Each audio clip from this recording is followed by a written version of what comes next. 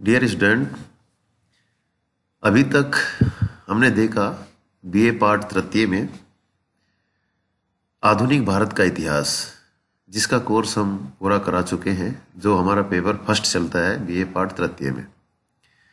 Second paper जो हमारा चलता है वो विश्व का इतिहास है, और उसमें हम पहला टॉपिक जो आपको पढ़ाएंगे वो है पुनर्जागरण।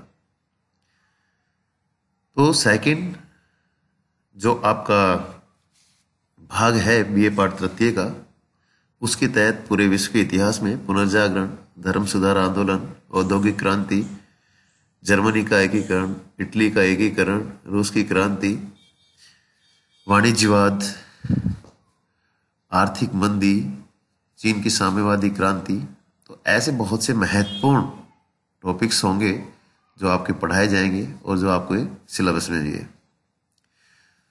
तो उसी कड़ी में आज हम शुरू करने वाले हैं भाग सेकंड, विश्व का इतिहास, और उसमें भी पुनर्जागरण। पुनर्जागरण सामान्यतः मानते हैं 13वीं से 16वीं सदी के मध्य एक बड़े स्तर पे परिवर्तन हुए थे, चाहे वो सामाजिक क्षेत्र हो, आर्थिक क्षेत्र हो, राजनीतिक क्षेत्र हो या धार्मिक क्षेत्र हो।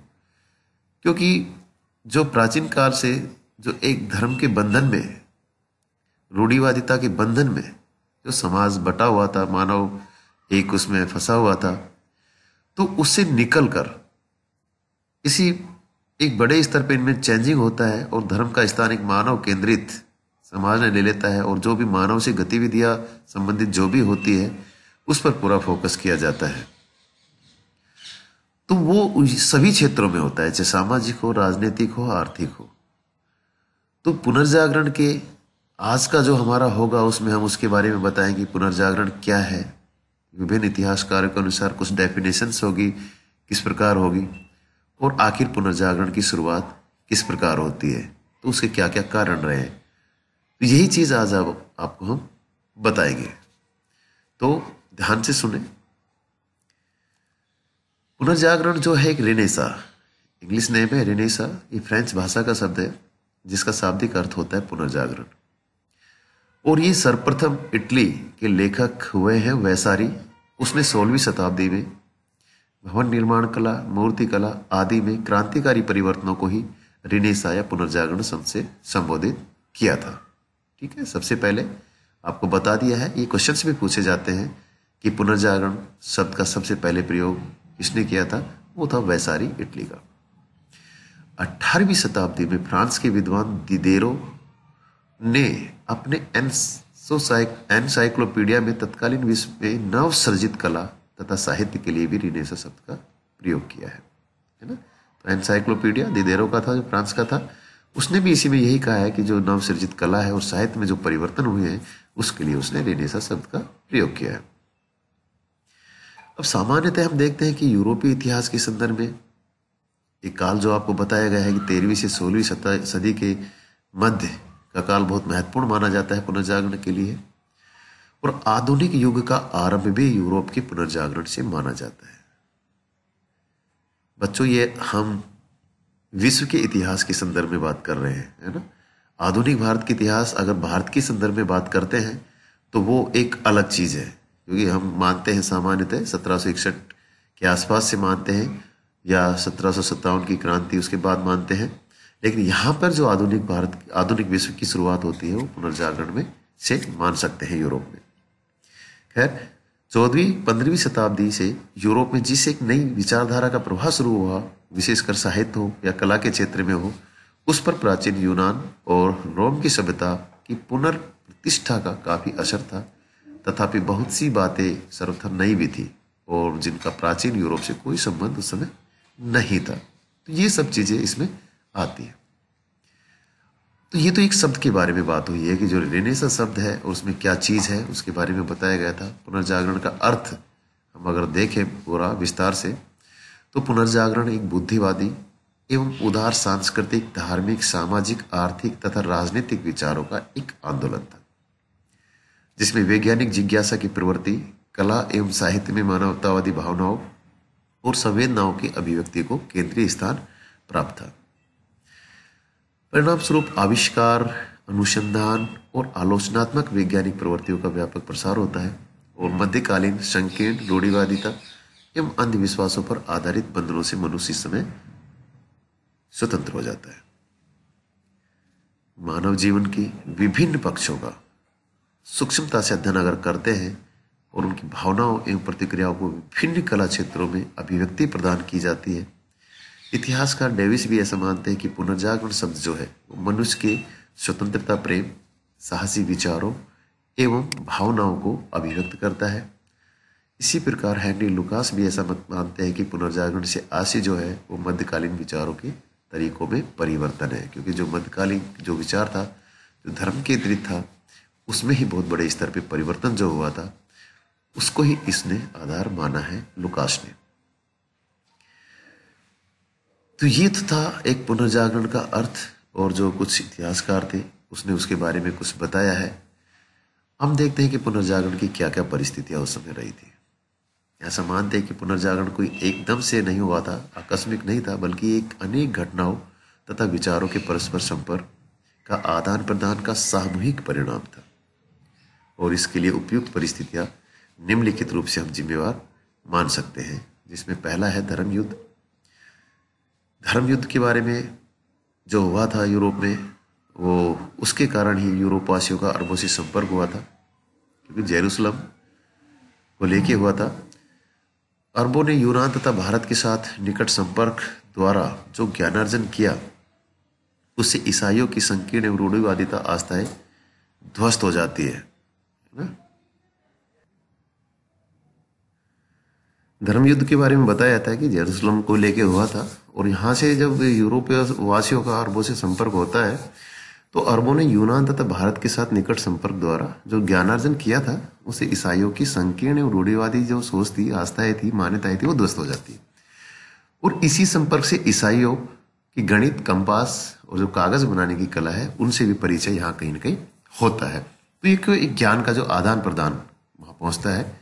दूसरा हम देख सकते हैं व्यापारिक एवं वाणिज्यिक गतिविधियां कुछ थी, क्योंकि जब पुनर्जागरण हुआ तो कुछ बढ़ती व्यापारिक वाणिज्यिक गतिविधियों से जहां एक और नया धनी मध्यम वर्ग का उदय होता है वहां पे, और मध्यम वर्ग का उदय होता है तो वो नए नए नगर जैसे वेनिस है, मिलान है, लॉरेंस है, फ्लोरेंस है, ऐसे विकास होता है। इन व्यापारिक केंद्रों पर एकत्रित विभिन्न देशों के व्यापारियों का विभिन्न आदर्श, परंपराओं, जीवन शैली, अवधारणाओं एवं विचारों तथा संस्कृति से भी परिचय होता था। अरस्तु विचारों एवं भावनाओं का परस्पर आदान प्रदान हुआ। संपन्न व्यापारी वर्ग ने कलाकारों तथा विद्वानों को कला के विकास एवं ज्ञान अर्जन के लिए प्रोत्साहन भी कहीं न कहीं यहाँ दिया। तो ऐसा यहाँ देख। अगला हम देखते हैं कुस्तुनतुनिया पर तुर्कों का अधिकार। ये 1453 ईस्वी की घटना है, क्योंकि जब उस कुस्तुनतुनिया पर तुर्कों का अधिकार हो जाता है तो उसके बाद हजारों ईसाई विद्वान, दार्शनिक एवं कलाकार इटली तथा पश्चिमी यूरोप के अनेक देशों में चले गए थे, और जाते समय वे प्राचीन रोम एवं यूनान का विपुल साहित्य एवं चिंतन पद्धति भी वो साथ में ले जाते हैं।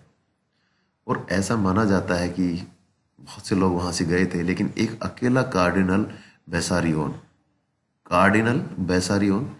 800 पांडुलिपियां अपने साथ इटली लेकर गया। इससे पश्चिमी यूरोप के युवा वर्ग को नवीन चिंतन तथा ज्ञान की खोज में प्रेरणा मिलती है। इसके अलावा यूरोपियन देशों को पूर्वी देशों से व्यापार के लिए सामुद्रिक मार्ग की खोज के लिए भी कहीं न कहीं बाध्य होना पड़ता है। इसी क्रम में हम देखते हैं कि जब ये खोज कुछ चल रही थी, उस समय संपर्क होता है सामुद्रिक मार्ग की खोज के लिए जो बाध्य हुए कुछ लोग, तो उसमें पहला नाम आता है कोलंबस का। 1492 ईस्वी में कोलंबस ने नई दुनिया की खोज की थी। स्पेन से चल के आया था और पूरा अटलांटिक महासागर होते हुए वो वहां पे पहुंचता है, नई दुनिया की खोज करता है, अमेरिका की खोज करता है। ऐसे 1498 ईस्वी में वास्को डी गामा जो आसा अंतरिक्ष द्वीप, अटलांटिक महासागर होते अफ्रीका का जो लास्टतम बिंदु है, वहां से आसा अंतरिक्ष द्वीप होते हुए भारत पहुंचता है जलमार्ग के द्वारा, और इस प्रकार वो भारत की खोज करता है। तो ये बड़ी घटना है उस समय, हम देख सकते हैं। ये भी कहीं ना कहीं पुनर्जागरण की ही देन कह सकते हैं। उसके बाद पुनर्जागरण के कारणों में हम देख सकते हैं कि कागज एवं मुद्रण यंत्र की शुरुआत होती है, क्योंकि 13वीं शताब्दी में मंगोलों के माध्यम से ही यूरोप ने कागज निर्माण कला का ज्ञान प्राप्त किया था, और 15वीं शताब्दी के मध्य में जर्मनी के गुटनबर्ग ने मुद्रण यंत्र का आविष्कार किया। ठीक है, गुटनबर्ग ने सबसे पहले छापे खाने का आविष्कार किया। ये याद रखना, बहुत ज्यादा एक जनरल क्वेश्चन है। इसके बौद्धिक विकास तथा ज्ञान के प्रचार प्रसार के लिए मार्ग प्रशस्त हो गया इसके कारण, क्योंकि जब छापे खाने का आविष्कार हो गया तो लोगों तक वो ज्ञान पहुंचने लगा। पुस्तकों का प्रकाशन सहज तथा कम मूल्य पर संभव हो गया और ज्ञान पर से विशिष्ट लोगों का एकाधिकार भी कहीं न कहीं समाप्त हो जाता है, क्योंकि अब आम लोगों तक सब चीजें पहुंचने लगी। जब पुस्तकों का प्रकाशन सहज और कम मूल्य पर संभव हो गया तो उस पर फिर ज्ञान पर से विशिष्ट लोगों का एकाधिकार समाप्त हो गया। पुस्तकों में ऐसा लिखा है कहकर अब जनता को गुमराह नहीं किया जा सकता था, क्योंकि जनता अब स्वयं जरूरत पड़ने पर पढ़ सकती थी कि क्या लिखा है। इसलिए धीरे धीरे जो अंधविश्वास था, रूढ़ियां थी, कट्टरवादी था, वो सब कमजोर पड़ने लगा। तो कागज और मुद्रण यंत्र का बहुत बड़ा एक प्रभाव लोगों पर पड़ा इसका, क्योंकि आम लोगों तक वो चीजें पहुंचने लगी। फिर एक कारण हम गिना सकते हैं कि विशाल मंगोल साम्राज्य उस समय था, क्योंकि मंगोलों का आधिपत्य काफी बड़े स्तर पे था मध्य एशिया की तरफ। तो कुबलाई खान जो विशाल मंगोल साम्राज्य के संस्थापक थे, उन्होंने विभिन्न देशों के विभिन्न विषयों के विद्वानों, कलाकारों एवं साहित्यकारों को राजकीय संरक्षण प्रदान किया था। इसके अलावा उसके साम्राज्य में व्यापारिक गतिविधियां भी बहुत व्यापक थी और इसका परिणाम ये रहा कि पूर्वी तथा पश्चिमी विचारों का आदान प्रदान हुआ। 1272 ईस्वी में मार्को पोलो भी कुबलाई खां के दरबार में आया था। मार्को पोलो एक पर्यटक यात्री था। उसने काफी कुछ अपना यात्रा वृत्तांत वो लिखता है लौटकर। उसके लौटने पर उसने अपनी यात्रा विवरण में मंगोल साम्राज्य के वैभव, सामाजिक, राजनीतिक, आर्थिक, धार्मिक और राजनीतिक स्थितियों का बहुत ही रोचक चित्रण भी किया है, जिसका यूरोप वासियों के मस्तिष्क पर काफी गहरा प्रभाव भी पड़ता है। तो इस प्रकार हम ये बहुत सी चीजें देख सकते हैं कि जो पुनर्जागरण था वो भी विभिन्न, एक कोई आकस्मिक नहीं था, बहुत सी घटनाओं का एक सम्मिश्रण था जिसने बहुत बड़े स्तर पे परिवर्तन किया था। और कहीं न कहीं धर्म आधारित चीजों से हटाकर अब वो मानव केंद्रित चीजें बन जाती है इस समय, कि मानव के लिए क्या किया जाए, तो उसके विकास के लिए क्या किया जाए। नई सोच का विकास यहाँ पे होता है।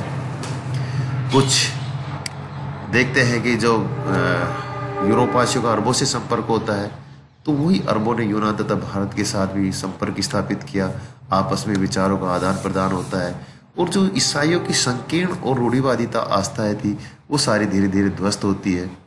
व्यापार वाणिज्य जब आगे बढ़ता है धीरे धीरे, तो फिर एक नए मध्यम वर्ग का विकास होता है। मध्यम वर्ग का विकास होता है, लोगों की एक विकसित ताकि और अभ्युदय होता है और उसी के तहत बड़े बड़े शहरों का प्रचलन शुरू हो गया, जिसमें वेनिस, मिलान, लॉरेंस आदि का नाम आपको बताया गया था।